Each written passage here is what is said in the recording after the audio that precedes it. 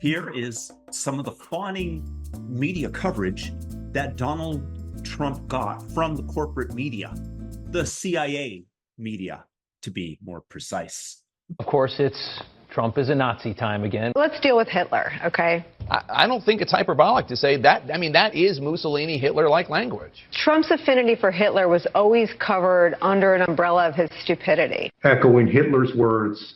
Listen to this. Well, Hitler was duly elected. That's right. Echoing the hateful rhetoric of Adolf Hitler. It echoes Hitler. That's the kind of language Hitler used in Mein Kampf. About vermin and Hitler and Mussolini. That's a horrifying clip. That's a fascist clip. He's just going full on Hitler. From Hitler's Germany.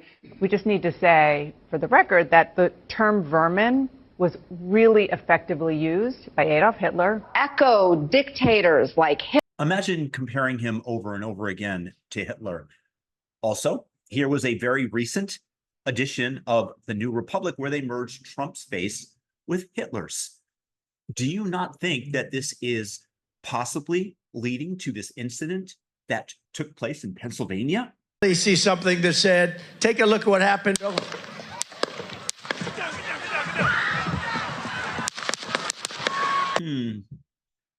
I wonder how that could have happened. An assassination attempt on Donald Trump. All you have to do is put into somebody's mind that they are going to be saving the planet, saving the world, saving the country by eliminating the person that they're framing as Hitler, despite the fact that there's no objective truth to it. It's just the way that they want you to see him, which increases their election chances. And let's take a look at some of the immediate coverage. Trump leaves rally after loud noises erupt from the Washington Post. Do you think that they're just being too careful there?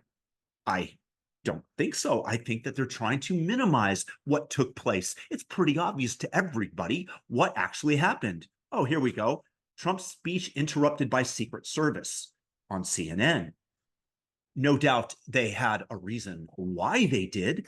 Perhaps it was the bullets that caught Trump in the ear. Trump literally dodges bullets. Oh, this one is, by the way, the worst. Secret Service rushes Trump off stage after he falls at rally. CNN Politics.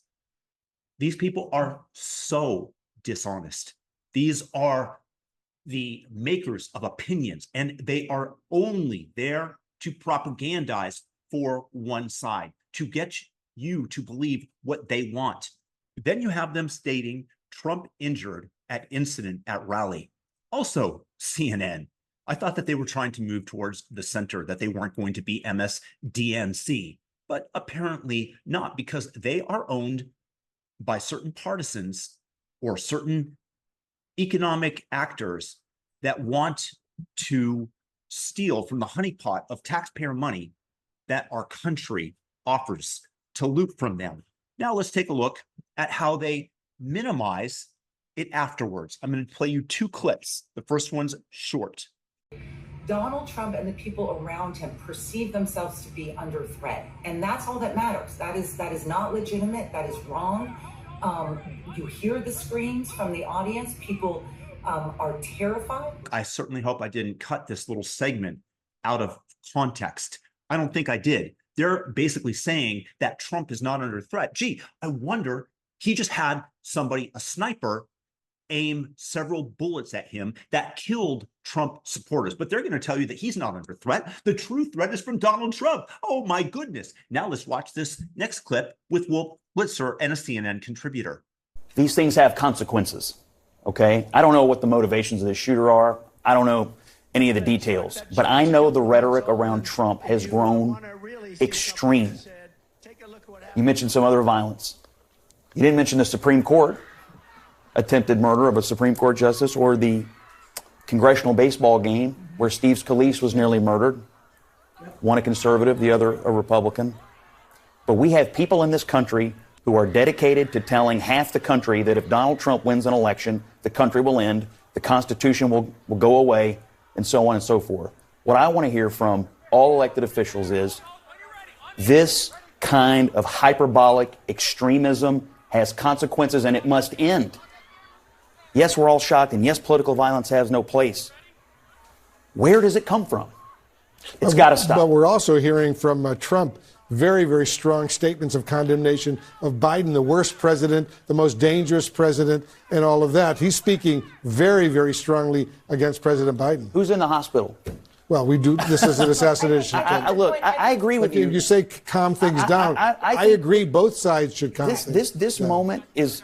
Once again, they're trying to both sides this. Oh, we've got to calm the rhetoric down. I'm sorry. Where are the actions coming from? Who tried to assassinate Kavanaugh? Who concocted the summer of love where they went after American statues, history, where they destroyed buildings, businesses, killed people for 100 straight days, attempted to burn down the federal courthouse in Portland?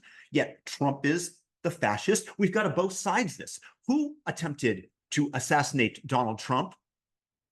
Was it people on the right-hand side of the aisle? No, it's from the left-hand side of the aisle, but they will tell you that the greatest threat to the United States democracy, to our republic, let me rephrase that, are white nationalists, are people on the right, as the commies burn down the institutions that we have created over centuries, as they try to dilute the votes of citizens in the United States by importing illegals, and if nothing else, creating it such that the next census will give more weight to Democrat areas where they are feeding them with your money, with taxpayer money.